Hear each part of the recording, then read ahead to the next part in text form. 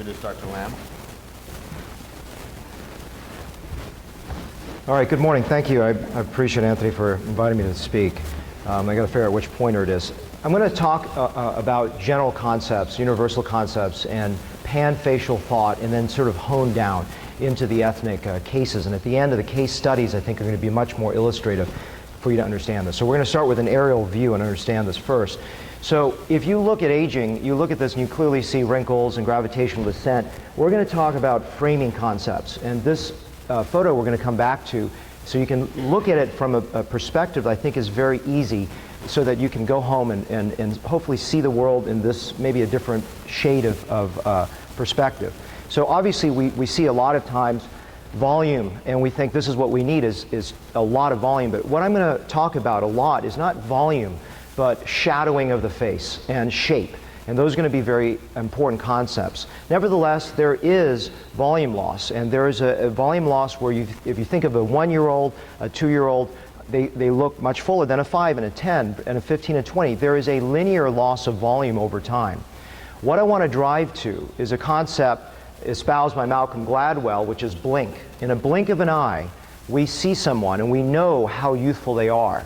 And it's a lot to do with shadow and shape, and that mid-face is a part of the larger picture, so we can't just isolate it. So you're going to hear a larger picture, and we're going to zone into the mid-face so you understand it better. So what we're seeing with aging is there's a shape that is very, very obvious, and I like to say at that transition point it's really an oval, and that oval is what we're trying to capture. So we're going to talk a little bit that oval and finesse that concept a little bit better.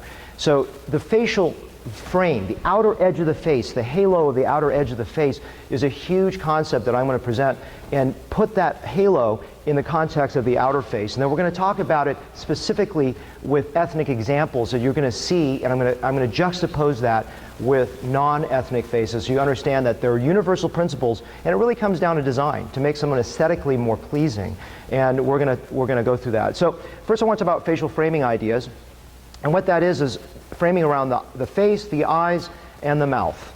And so that is really very, very important to look at these circles. So it's these circles that are the key. A lot of times what we do is we focus on the central cheek. But a lot of times what you see with that in a dynamic state and a state in repose is too much cheek. So how do you avoid that? Well, we're going to talk about outer frame issues. And so this circular concepts are really important because what it does is it gives you a frame. And that framing element to all these components are important. So when you go back and look at that slide that we had initially, you can see around the eyes, if you go through those 3 images, around the mouth and around the perimeter of the face, you can see that skeletonization process in play. So Bill Little out of DC has talked a lot about this egg shape, which I like to talk about. I used to talk about a triangle, but I think it really is an egg. It's this outer shape that's really important, and especially in some of the ethnic faces that tend to be heavier. They can have that a more robust lower outer component of aging that we need to correct. And how do we do that? Do we add more volume to a face that's very full? The answer is yes, but with some qualifications. So we're going to sort of address that more specifically. So facial framing is important. Let's go through more in detail about how to do this, and then we're going to break it down and sort of extract the mid-face component here. So the temple filling is important, to that outer edge, and then filling down to the mid-face area where, well, number 2, I've broken it down to the anterior cheek and the outer cheek.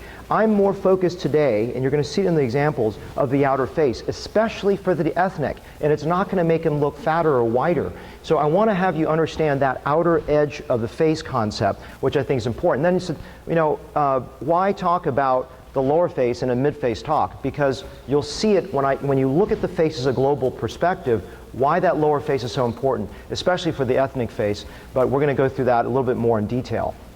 So I like to talk about size relationships because the key is you don't want to change an identity, but you want to enhance that person. Just like if you pick some clothing for yourself, you may look better in certain clothing than I would, or I would look better in other clothing than you would. It's tailoring it, as a stylist would, to make that face look better. So size relationships are everything. If I said, how big is this glass of water on a television screen, you have no reference points. But if I put a shot glass next to it, all of a sudden that glass looks so much larger, looks towering. And then if you put a picture next to it, it looks small. So when you're looking at the face, look at relative size proportions, and what can you do? Same thing you're doing with the nose. If the tip is too large, you can make the bridge a little bit bigger, the tip looks smaller. If you make the bridge too small, the tip looks too large. This is the concept of facial designing that has a lot of application, in my opinion, to the midface. So here are some examples.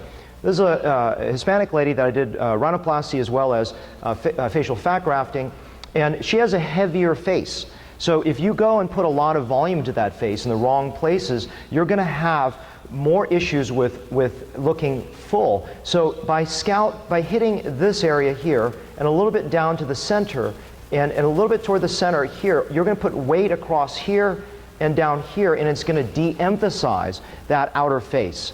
This is a half Asian woman, and if you see, she's a full face, but she has shadow points. So a large part of this is to help soften those shadows of the temple, of the outer cheek, a little bit to the anterior cheek, a little bit toward the chin and pre-jowl sulcus, so you can draw that attention away from the outer face so it doesn't look so full. But just hitting those shadow points can create, I think, a softening effect. Same thing if you look at a heavier white face. You don't want to make this too heavy, but what you're doing is softening. This is a blepharoplasty, some neuromodulators, and so upper lower blepharoplasty, fat grafting, neuromodulators.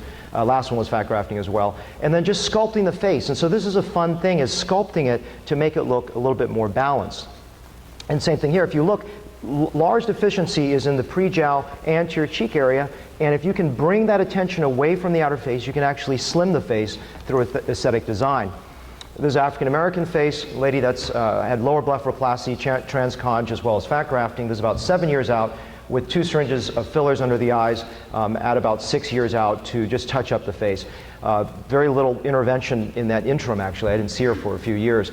And so what we're doing here is looking at this face being full initially, and you don't want to add a lot of volume, but the goal is just to hit those shadow points so that there's a little bit more better balance. So that midface is an integral component to the rest of the face. You cannot build the midface by itself.